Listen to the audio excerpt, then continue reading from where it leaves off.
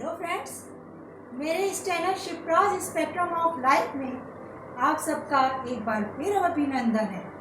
आज का मेरा ये वीडियो भारतीय वायुसेना के जांबाज शूरवीरों को समर्पित है। The Indian air force was established on 8 October 1932 in British India as an auxiliary air force of the Royal Air Force.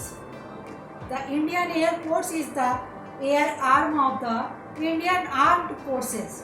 Its complement of personnel and aircraft assets ranks fourth amongst the air forces of the world. 8 अक्टूबर को Indian air force day मनाया जाता है। यह वायुसेना के जवानों की बहादुरी और शौर्य को याद करने का दिन है। ब्रिटिश शासनकाल में इसे रॉयल इंडियन एयर फोर्स कहा जाता था। आज़ादी के बाद रॉयल शब्द को हटा दिया गया और इंडियन एयर फोर्स नाम इस्तेमाल किया जाने लगा। ब्रिटिश सरकार ने आरंभ में वायुसेना का प्रयोग अपने महत्वपूर्ण बंदरगाहों की रक्षा के लिए किया। उस समय मुंबई, चेन्नई, कोलकाता, कराची और कोचीन में वायुसेना के केंद्र बनाए गए थे। परंतु आज़ादी के बाद भारत की रक्षा की ज़रूरतें भी बदल गईं। चीन और पाकिस्तान से होने वाले संभावित खतरे को ध्यान में रखकर पंजाब, हरियाणा और राजस्थान में वायुसेना के महत्वपूर्ण अड्डे बनाए गए। इसका फायदा 1965 के युद्ध में दिखा, जब पठानकोट से उड़ान भरने वाले 31 स्क्वाड्रन के विमान पाकिस्तानी सेना पर कहर बनकर टूट पड़े थे। जंग में विमानों का इस्तेमाल प्रथम विश्व युद्ध से ही शुरू हुआ था। उस समय लड़ाकू विमान लकड़ी के बने होते थे और सैनिक दुश्मनों पर अपने हाथों से ही बम गिराते थे।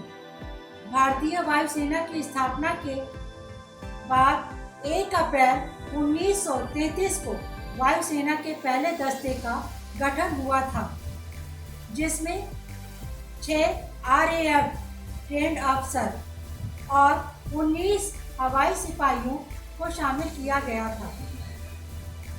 भारतीय वायुसेना ने द्वितीय विश्व युद्ध में भी महत्वपूर्ण भूमिका निभाई थी। आज़ादी से पहले वायुसेना पर थल सेना का ही नियंत्रण होता था, लेकिन बाद में इसे एक अलग अंग बनाया गया। इसका श्रेय भारतीय वायुसेना के पहले commander in chief air marshal sir Thomas W. Elmhirst को जाता है। वह 15 अगस्त 1947 से 22 फरवरी 1950 तक इस पद पर बने रहे थे।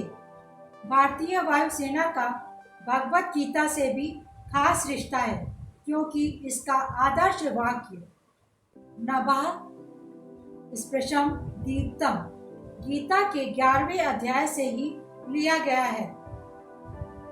भगवान श्री कृष्ण ने जब अर्जुन को अपना विराट रूप दिखलाया तो यह विराट रूप आकाश तक व्याप्त था, जिससे अर्जुन के मन में भय और आत्मनियंत्रण में कमी उत्पन्न हो रही थी।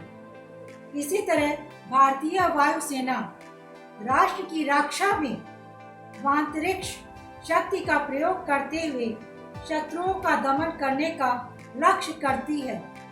भारतीय वायुसेना का ध्वज वायुसेना निशान से अलग नीले रंग का है। इसके पहले 1/4 भाग में राष्ट्रीय ध्वज बना हुआ है और बीच भाग में राष्ट्रीय ध्वज के तीनों रंगों यानी केसरिया, श्वेत और हरे रंग की बनी एक गोलाकार आकृति है। यह ध्वज 1951 में अपनाया गया। देश की आन बान और शान हमारे वायुवीरों को पूरा देश सलाम करता है।